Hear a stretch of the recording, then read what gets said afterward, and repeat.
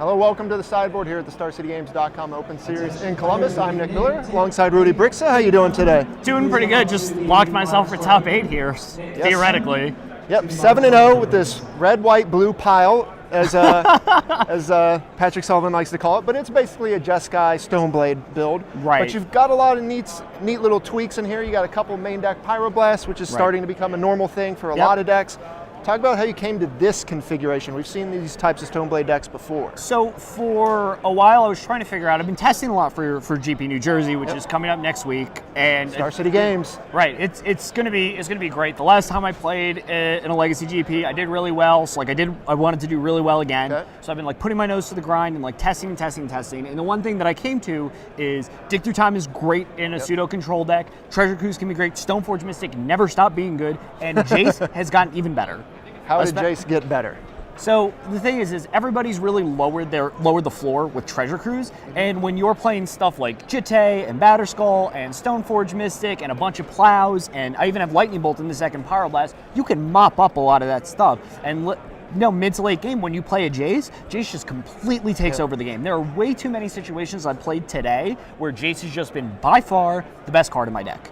Yeah, a lot of people have been saying with the Blue-Red Delver deck, they only have so many threats. Yeah. And when you have all of the answers, any threat you land just will take over the game. Yep. So you've got 2 Dig Through Time and 1 Treasure Cruise as the new inclusions. Sure. The main difference is, and Treasure Cruise I've been kind of testing out. I wanted to see how good the difference would be from Dig Through Time and Treasure Cruise in a style of deck like this. Right. Dig Through Time has been great so far. I haven't drawn Treasure Cruise. All right. So I'm not sure how good it is, but most likely it should probably just be the third Dig Through Time. Right. People bring up in decks like this where you're not just trying to find threats and bolts you're not or trying whatever. To refuel. You actually just want to find specific cards as opposed to just a bulk of cards. Yep. I got to play against Joe Bernal earlier, who's on a very similar deck. Right. And one of the reasons that I was really able to take over that game and beat him is because I had Dig Through Time in my deck, and he just has Treasure Cruise. Right. So he just was drawing 3 cards, and I was drawing threats that I needed to beat him. All right. So your creature suite. Stoneforge Mystic, obviously you've got Batterskull and Jitte in your deck, but you've also got some Vanillion Clicks and some True Name Nemesis. How'd you come to the numbers on 2, and then 1 Snapcaster? So obviously when you're playing Stoneforge, it's kind of like an all-in thing if you're having Jitte 2. If you are not having Jitte just Batterskull, I think 2 Stoneforge Mystic is fine. But when you're playing more creatures, you kind of want Jitte 2 alongside your Batterskull. Originally, the deck had 3 True Names, 1 Snap, 1 Click. Okay. However, thinking a lot through everything is I thought people were going to be jamming Combo, because Combo can be really good against Blue-Red Delver, especially the faster combo decks like Sneak and Show, which has 4 Pyroclasms post-board, or Storm. And Click is just so good against those, and it's also good against decks like Deathblade. Like we saw Ben Clancy win a couple weeks ago with the Deathblade style deck, and Click is just one of the best cards you can have in the mirror. So I figured since we're playing cards like Dig Through Time to kind of find our pieces, it's okay to skimp a little bit on the amount of True Names we have, especially since we have bolts and plows to clean up. One thing missing from the deck, you're not running Ponder like a lot of the decks that also run Brainstorm. How'd you come to that conclusion? So you have to kind of make a choice. You either get to play a bunch of removal spells or you get to play a bunch of draw spells. I elected to play Council's Judgment and 3 Bolts as opposed to playing 4 Ponders. And so far it's been really good for me. Bolt's been really good. I got to play against Junk earlier today. Bolt was great there. Getting rid of Deathbreath Shaman against Bug Delver, it's great because you could just clean up their threats and hold your plows for their Goyfs, which are the only thing that kind of really matters as far as plow goes in that deck. Bolt's just great against everything else. Yeah, I noticed earlier in the day your opponent mentioned how he didn't realize what deck you were on. When you see the cards in the deck in action, you could think, oh, it's a Jeskai Delver deck. He boarded as if you had Delver, you never have a Delver. Right, yeah, he just didn't see Stoneforge Mystic at all in games 1 or 2 and just put me on some sort of blue-eye-red control deck like Sans, Counterbalance, and Miracles.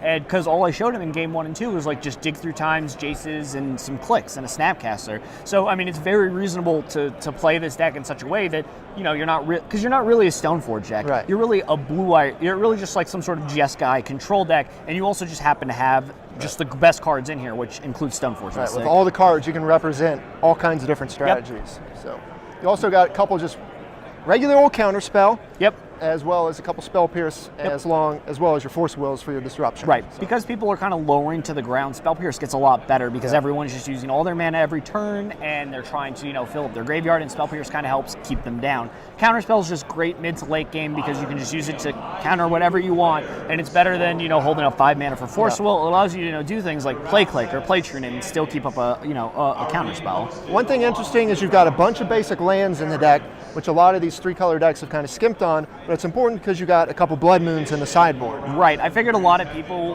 would potentially be trying a lot of different decks, and a lot of different decks are really weak to Blood Moon. Like Junk's really weak to Blood Moon, Bug's really weak to Blood Moon.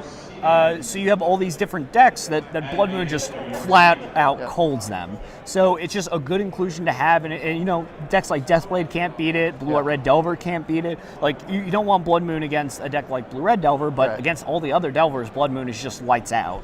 Now, a new inclusion from Commander, 2 copies of Containment Priest. I saw you put this to work last round against Brad Nelson running Sneak and Show. Right. I also got to use it against Joe Bernal because it's also just a flash threat. Okay. Like sometimes you kind of can just use it when you're playing a lot of control mirrors, just having a flash threat like Containment Priest or Snapcaster Mage or Click can just let you hold up all your mana and react to what they're doing. But Containment Priest has been great. I got to board it in against Goblins earlier today, and that was just fantastic. And just like it does so much work. It's great against Elves. It's great against Dredge, which we saw win recently. Yep, last week. Just last week. So you have all these. You have this. Great answers. That means you can kind of skimp a little bit on like certain amounts of hate because this is just a broad definition of just a hate card, which is what you really want in Legacy. You want a very broad answer to a lot of different decks. And last up, you got a couple.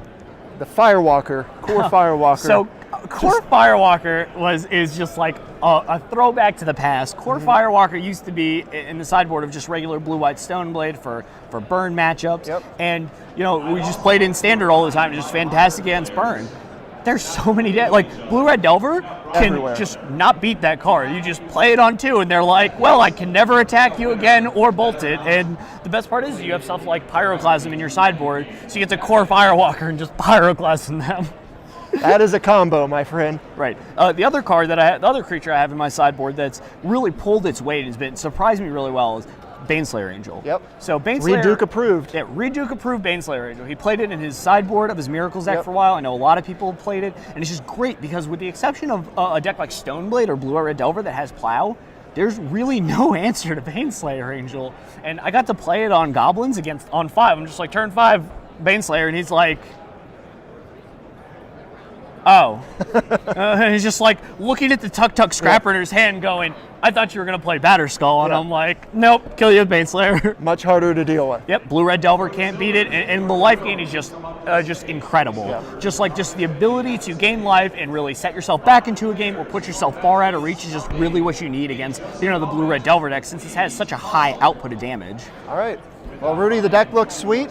With all luck, you can double draw into the top 8, so we'll be seeing more of this deck in the elimination rounds. Hopefully. This is my 4th Legacy Open top 8, so we're hoping for a win this time. All right. Well, congratulations. Hopefully you get there with no problems, and we'll like to watch you some more tonight. Awesome. Can't wait. For all the action at the StarCityGames.com Open Series here in Columbus, stay tuned.